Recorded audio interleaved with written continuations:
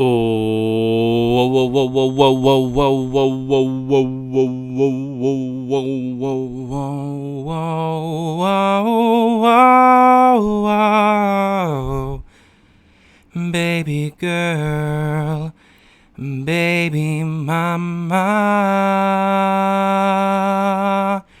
What is up, everybody? Welcome to DFS by the Numbers. This is my betting breakdown video for UFC Abu Dhabi. We have Robert Whitaker going against Ditter. And yeah, I'm looking forward to this card. We have an early start time, and you guys know how I feel about these early start times. You know, we don't typically get to enjoy our Saturday nights. We watch the fights and we go to bed.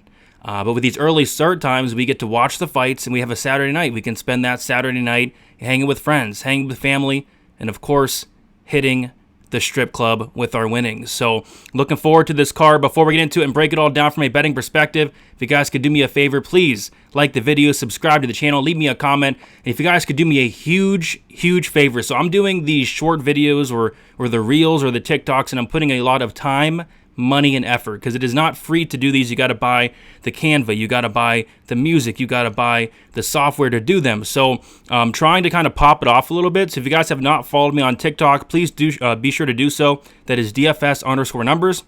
And then Instagram is DFS by the Numbers. I'm putting out long shot props. I'm doing parlays. I'm doing predictions. So go check me out on all those platforms. It would mean a ton to me. And if you do come across my videos after the event and I get it wrong, please be sure to either comment a laughing emoji, comment a "this didn't age well," or comment just simply an LOL. And if I did get the prediction right, be sure to scroll right past it. I love when people do that. But yeah, I say we get into these fights here. Looking forward to it. Gonna try to keep it light this week. Gonna try to keep it short and sweet this week, because I'm not in love with this card from a betting perspective. But yeah, it should be a fun card. We're gonna kick it off in the first fight of the night. We have Marcus Buchecha going against Martin Buday, and we're going to have my first bet of the night. And it's going to be Marcus Buchecha to win in rounds 1 or rounds 2, 1.5 units at -105. And yeah, I mean, I just have a funny feeling that, Martin Buday, although a brown belt, a funny feeling that off his back it's going to look very bad. Like if Buchecha gets down Martin Buday, I think it's probably going to be over shortly after.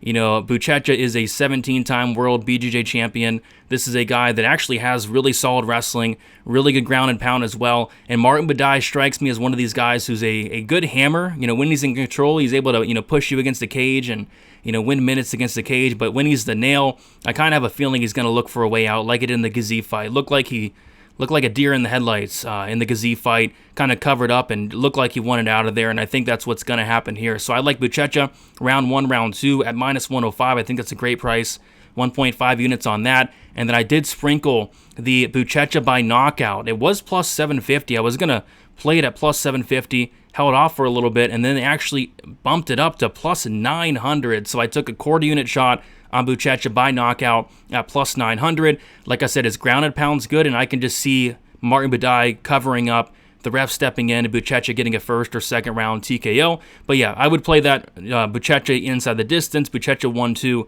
to cover both the sub and KO. I wouldn't just bet the sub. I wouldn't do it.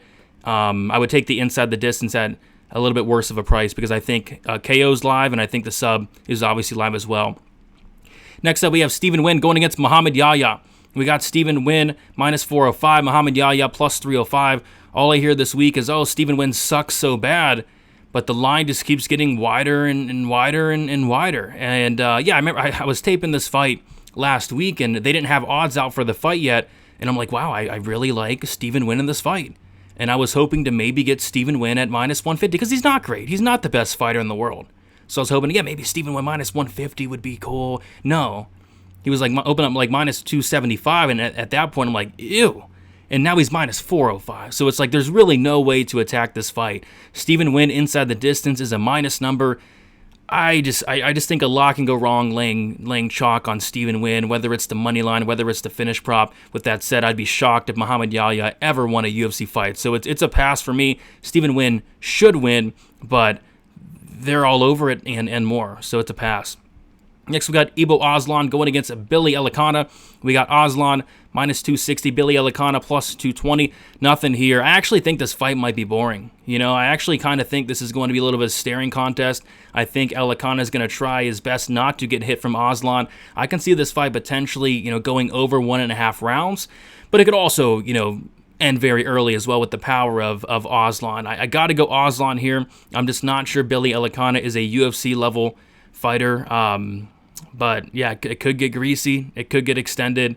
Nothing really sticking out here for me. If I was forced to play something, it would be the over 1.5, which I believe it's a pick 'em, but not in love with it enough to pull the trigger. Next, we got Amanda Hebos going against Tabitha Ricci. Hebos minus 200, Ricci plus 170. No. I like Hebos to win. I think she's just simply the better fighter, the better striker, the better grappler.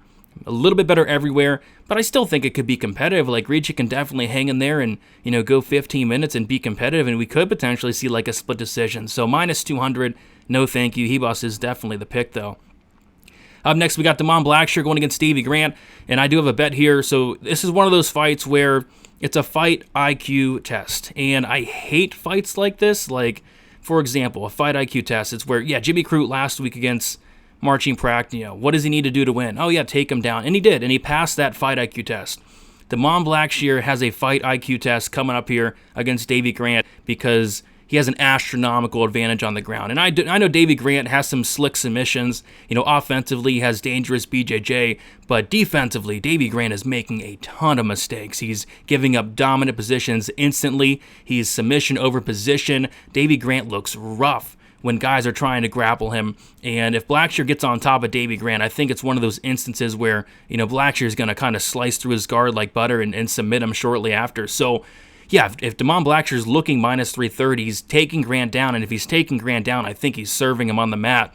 On the flip side, if Blackshire does not take Grant down, I think he could lose this fight. Like this, he needs to take Davey Grant down to win this fight. And if he doesn't, I think Grant could potentially knock him out here. Grant has a lot of power, and I just don't think Blackshire likes getting hit. The reactions to the punches against, Cody Gibson was a very bad look. I thought that Damon Blackshire was on his way to getting KO'd in the first round by Cody Gibson until the fight finally hit the mat. So, yeah, fight IQ test for Blackshire. How I'm playing it is I'm just taking the fight doesn't go. Fight doesn't go to decision, 1.5 units, minus 110. The reason being is I don't love the Blackshire sub prop at plus 200. I think that hits, but it also covers maybe a Blackshire KO because Blackshire does have some power. He does have those big knees. It also covers a Davey Grant KO if Blackshire decides to not fight smart. So I think the fight doesn't go to decision at about a pick'em. Makes a lot of sense to me. 1.5 units, minus 110 on that. Up next, we have Carlos Leal going against Muslim Salikov. This is my squarish bet of the week. I guess you could say I'm on the Leal KO. Leal KO got some CLV, which is always scary. But yeah, Leal KO minus 110. I have 2 units on it. I think that's what happens. I think that's what happens at a pretty high clip. Leal's minus 500. He's going to march forward. He's going to wing big shots. He's going to pressure Salikov, and he's going to try to take his head clean off. And I think he probably does it within the first 2 rounds. And yeah, Leal KO minus 110. 2 units. I'd be fairly surprised if Leal lost this fight. I'd be fairly surprised if this fight went the distance. And I'd be fairly surprised if Leal didn't go out there and finish Muslim Salikov. So yeah, give me Carlos Leal by knockout for 2 units there. Up next, we have Bryce Mitchell going against Saidnur Magomedov. This is one I'm going to stay away from. Bryce looked good on the scales. I'll give him that. He looked good on the scale. He's ready to go. And it's one of those fights where I think, the winner, in hindsight, is going to look like a pretty big favorite. Because if Bryce Mitchell wins this fight, it's probably a 3-round domination with the wrestling. And if Saidnur Magomedov wins this fight, he's probably submitting Bryce Mitchell, maybe knocking him out. So I was looking at maybe the finish only for Nurmagomedov. They are all over that. That is not playable. I think best price I saw was like minus 200 or something. And then the Mitchell decision only is not playable. I think I saw it like minus 260. So yeah, it's one I'm just going to stay away from. But I think the winner will look like a big favorite in hindsight. Nikita Krylov, Bogdan Guskov. So I do have one parlay on this card. I need to start limiting the parlays because the parlays have just, I feel like parlays are cursed, man. Just some of the some of these legs that should be cash and aren't. But yeah, I have one parlay this week, and I'm keeping it at one parlay. And the parlay leg is going to be the Krylov-Guskov. A fight won't start round 3. I don't mind the under 1.5 rounds. It is around minus 140. I don't mind it. I think it hits, but I like those extra 2.5 minutes. You look at Krylov and Guskov. These guys have about almost 60 fights. I think it is 60 fights combined. I think they've been to a third round a total of like 6 times out of 60 fights. It's ridiculous. So I think it's either Krylov getting takedowns, getting on top, or getting a submission, or it's Bogdan Guskov knocking out Krylov. I was going to maybe add some type of Krylov bet, but I'll be honest, I didn't love how he looked on the scale. He looks like old. Like he looks different to me.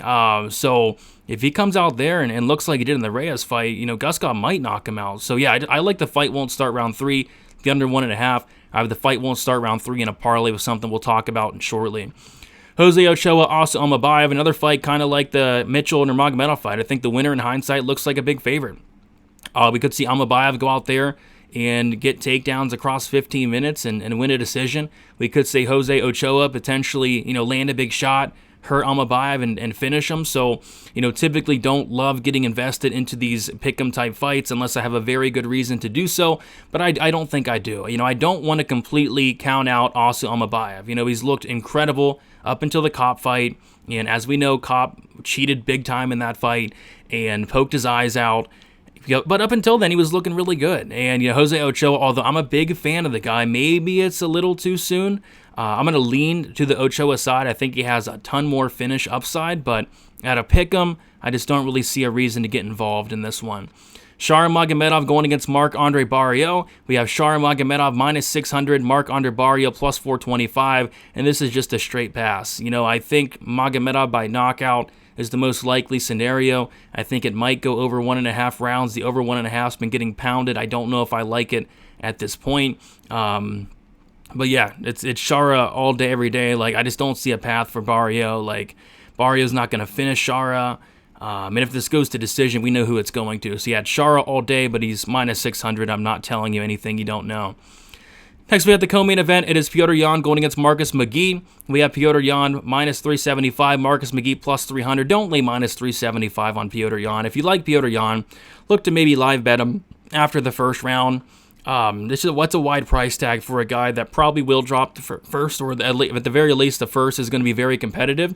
Petr Yan's a guy that kind of takes a second to get his reads, but once he does get those reads and starts to put it on, I think he's going to make the last 10 minutes hell for Marcus McGee. Petr Yan's going to be coming forward. He's going to be landing a lot of volume. He's going to be landing some leg kicks. He's going to be mixing in the takedowns, and I don't think Marcus McGee is going to be able to keep up with the cardio, the pressure, the volume, the wrestling, everything mixed together. And the power of Yan. Yan has power as well. So I like Yan here to win the fight, like him more from a live bet. And then I did sprinkle the Yan late props, a quarter unit on each. Round 2, Yan plus 1,100. Round 3, Yan quarter unit plus 1,700. Yan hasn't finished anybody in a long time, but it's like, who's he facing? It's guys like Corey Sandhagen, very tough. Guys like Sean O'Malley, and he hurt Sean O'Malley there. Guys like Merab Dvalishvili, Aljamain Sterling, just the top guys in the division. Marcus McGee's not even a top 15 ranked bantamweight. So I think this is probably Petr Yan's easiest test on paper since like 2019 when he fought a retiring Uriah Faber. So yeah, I think if Petr Yan's going to get a finish, it's going to come in a fight like this where he has taken just an astronomical step down in competition. Next, we have the main event. Robert Whitaker going against Reinier de Ridder. I'll be honest, I expected money to pour in on de Ridder this week. I expected a lot of money to come on de Ridder. People love this guy, but it hasn't. If anything, money came in on Whitaker, so I was not expecting that. I expected there to be a lot more hype on de Ridder after he stole all the Bo Nickel hype, but that's not the case. So I was hoping to get a much better price on Whitaker. Kind of misread the line there, and that's fine.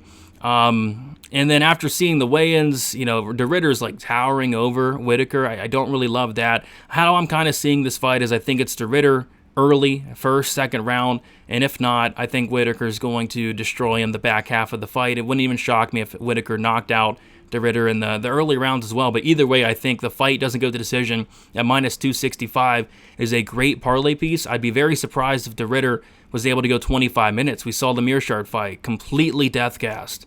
Luckily, Mearshart was even more death-gassed, and then we've seen Ditter quit in fights before. He's been so tired. So, yeah, I think Ditter's definitely live, and he's definitely live early to use that size, use that strength, drag the fight to the ground, and get an early sub. But if not, if he's not able to get takedowns, I think he kind of gets served here. So what I'm just doing, though, I'm playing the fight doesn't go to decision in a parlay, and parlay that with the fight won't start round 3 in the Nikita Krylov-Guskov fight. That parlay came out to -116, and I have 2 units on that parlay. So quick recap, we talked about the parlay for the main event. Fight doesn't go, and the Krylov-Guskov fight won't start round 3. 2 units on that. 2 units on the Liao KO -110. 1.5 units on the Blackshire Grant fight doesn't go to decision at -110. 1.5 units on Marcus Buchecha to win in rounds 1 or rounds 2. That's -105. Quarter unit on the Buchecha knockout prop +900, and then quarter unit sprinkles on Yan 2-3. Round 2 +1100, round 3 +1700, and that's about all I got. Keeping it light this week, keeping it short and sweet, hoping that everybody goes out there and tries their best. Hopefully nobody throws the fight this week. Everybody gives 110% effort, and hopefully these bets come through. We can move on to pretty solid card these next couple weeks, and then UFC 319 as well coming up in 3 weeks. So that's about all I got. Best of luck, everybody, for UFC Abu Dhabi. Enjoy the fights, and we'll talk to you soon. See you later.